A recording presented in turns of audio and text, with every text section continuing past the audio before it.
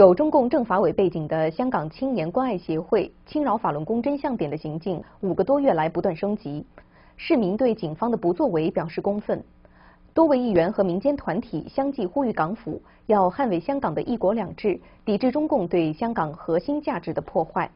中共侵扰法轮功真相点事件不断升级，包括有暴徒出动恐吓等，成为香港社会关注的焦点。新民主同盟立法会议员范国威表示，香港法律保障言論自由，但絕對不容許有暴力或者挑釁的行為出現。如果有任何人係蓄意地透過一啲嘅阻攔啊，又或者係一啲刑事毀壞咁樣嘅話咧，呢一個喺香港而家嘅制度之下咧，絕對唔應該係要鼓勵，仲要咧係要執法啦咁樣。香港支聯會副主席蔡耀昌強調，打壓法輪功的團體一定是中共。如果香港容許這樣的事情發生，就是對香港一國兩制的破壞。如果中國政府真係利用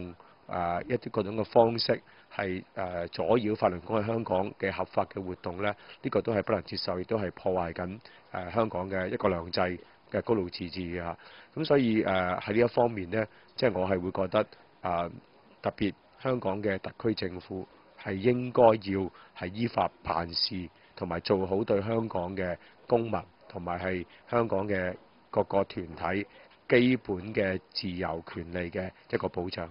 民間反國教大聯盟則強調，香港的言論自由必須要捍衛。香港嘅最基本應該可以擁有各種表達嘅自由啦。我認為都應該要係捍衛呢個核心價值啦。他們呼籲香港人抵抗中共赤化，捍衛香港的一國兩制。新唐人記者梁真、鄭麗居香港報道。